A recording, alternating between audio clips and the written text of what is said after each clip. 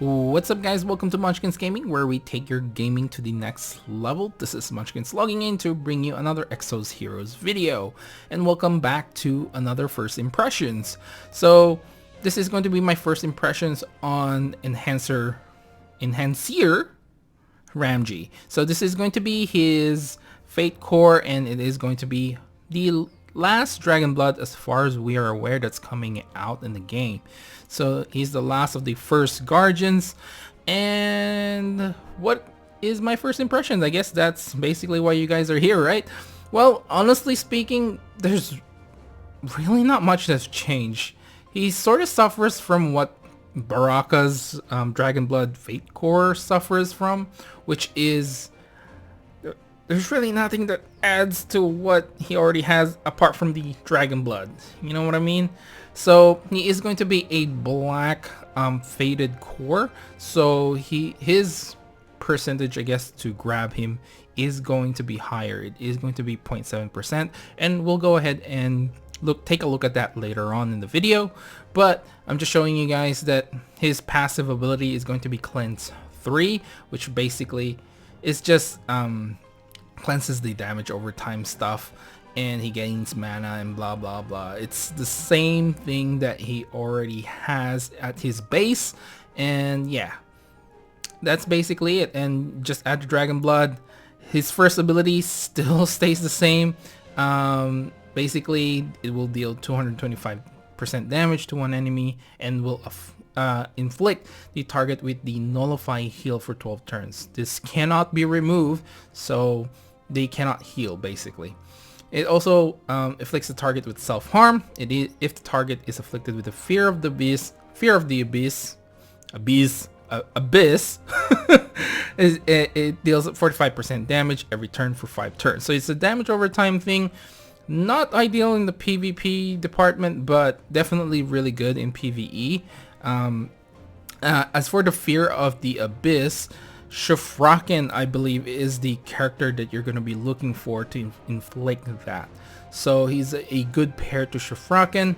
And let's take a look. It's going to be called Torch of Light instead of Darkness. So of course we do get a different kind of animation. The next one is Golden Blaze. This will deal 133% damage to all enemies.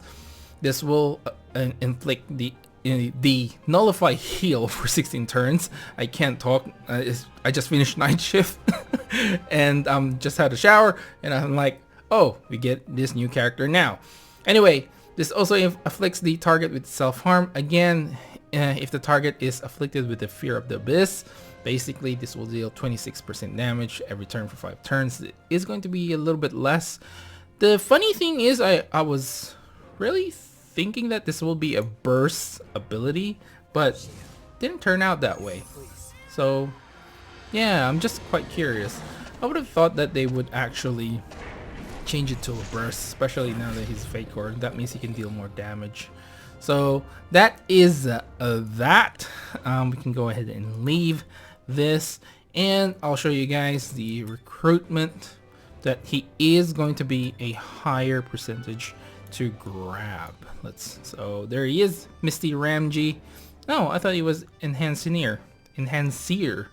Anyway, Misty Ramge, 0.7%. He's a black Fate Core, and 19 pulls, and you can grab him guaranteed. Now, do I think it's worth pulling for him? Honestly, excuse me, if you already have Baelish, I don't really see any reason why you would pull for him, because honestly speaking, Baelish does everything. He has the AoE, he has, I think, a much better single target damage. Let's take a look at that actually. I mean, I could be talking out of my you know what, and you probably will be like, no Munch, you're wrong. Anyway, let's take a look just to be sure. And so White Rebellion, I mean, his AoE is better than that, but this does cost like 2 mana instead of the 5 that he has, I believe. I better check that. No, 3 mana for Ramge. So this one requires only 2 mana. And this one 375. So I was right, like the single target damage is better for Baelish, but the AoE is that Ramge is definitely better, and of course he has more synergy as well. So those are the things that are like going for Ramge, and I hope I'm pronouncing his name right. But yeah, those are the kinds of things that I think really works well. He has a synergy with us character, whereas Baelish, not so much. He's sort of like a selfish DPS who applies dots. So, but yeah, do I think it's worth pulling for him? Honestly, for a lot of people, it's gonna be a no, and I'm gonna be one of those people that probably will say save your zest for the summer event that is hopefully coming. I just don't feel like, you know, he adds anything more, especially if you have Baelish in like your dark and light you know, dailies that comes every Mondays. If you already have Baelish, you probably don't need it, but obviously it will help you a ton if you do have another Dragon Blood in your team, and he is only one of the few Dragon Blood characters that are actually a front like a front character in your little organization or whatever when you manage them. What is it called? I don't know, because I am basically having lack of sleep. So the formation, he is a front part of the formation. The other one is going to be Anastasia, so there's only them really that are like front. So, you know, I'd say if you do pull for him, he's definitely going to help you in those dailies, making it a little bit easier. Of course, having that second Dragon Blood character really does help. But otherwise, in PvP, he's not going to make that much difference, at least at this point.